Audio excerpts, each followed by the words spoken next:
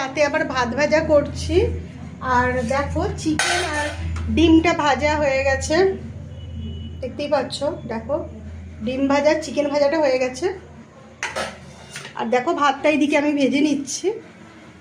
দেখো গরম মশলা ফোড়ন দিয়ে রসুন পেঁয়াজ দিয়ে কাঁচা লঙ্কা দিয়ে এবার ভাতটা দিয়ে দিয়েছি। আর এর মধ্যে একটু নুন মিষ্টি দেবো।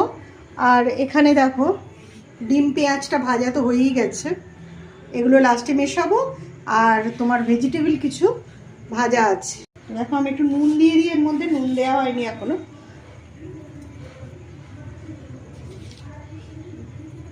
আমি তো প্রায়ই করি ভাত ভাজা, কেননা সবাই খুব ভালোবাসে, করতেই হয়। একটু মিষ্টি দিয়ে দিলাম,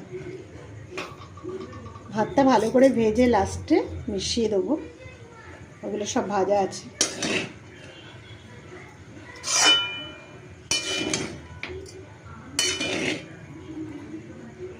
লাস্টে একটু ঘি দেবো। আর গরম মশলার গুঁড়ো দিলেও হয়, না দিলেও হয়, আমি তো ফোড়নে দিয়ে দিয়েছি। আমরা খুবই ভালোবাসি ভাত বেশি করে করে ভাত ভাজার জন্য রেখে দিই, যাতে ভাত ভাজা রাত্রিবেলা করতে পারি।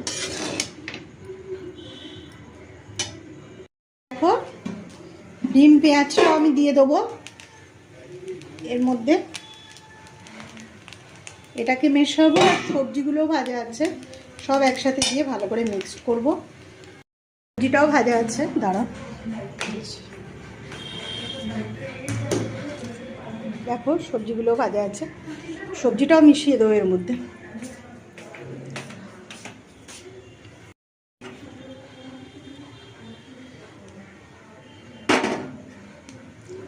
সবটা একসাথে ভালো করে মেশাবো।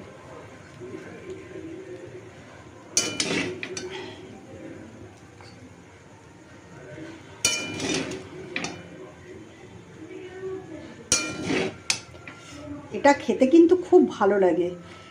অনেকেই করো, কিন্তু যারা করোনি তারা অন্তত একদিন করে দেখো, সত্যিই ভালো লাগে কিন্তু। আর আমি না কিছুটা বাঁধাকপি আগেই এই সবজির সাথে ভেজে রেখেছি, আর কিছুটা এখনও কাঁচা রেখেছি, যেটা আমি ওপরে দিয়ে একটু নেড়ে ছেড়ে নামিয়ে দেবো ঘি গরম মশলা দিয়ে। কিছুটা কাঁচা বাঁধাকপি আমি এর মধ্যে দিয়ে ভালো করে নেড়ে ছেড়ে নামিয়ে দেবো। ওপরে একটা দিলে খুব ভালো লাগে, আর একটা খুব সুন্দর একটা কচকচে একটা ভাব আসে। এটা কিন্তু কাঁচা বলে ভেবো না যে খেতে খারাপ লাগবে। অনেকেই ভাবতে পারে বাবা কাঁচা, সে আবার কেমন লাগবে, কিন্তু খেয়ে একবার দেখো, খুবই ভালো লাগবে। আর লাস্টে একটুখানি রেখে দেবে বাঁধাকপিটা। আর আমি সবজির মধ্যে ভেজেছিলাম ক্যাপসিকাম আর গাজর আর বাঁধাকপি। কিছুটা বাঁধাকপি আগে ভেজে দিয়ে দিয়েছিলাম, আর লাস্টে অল্প করে একটু রেখেছিলাম, যেটা ওপরে ছড়াবো বলে।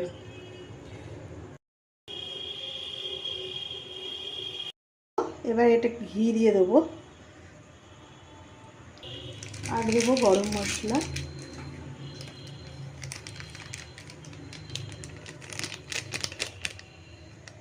ফোড়নে একটু দিয়েছিলাম, আর একটু অল্প করে এখন একটু দিলাম। এবার এটাকে একটুখানি মিশিয়ে আর ঢাকা দিয়ে রেখে দেবো।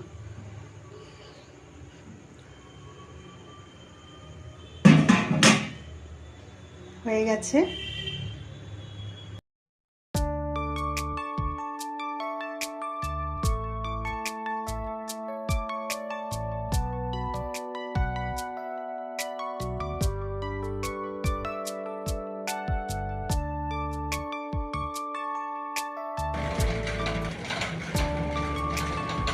কেমন হয়েছে গো? দারুণ দারুণ।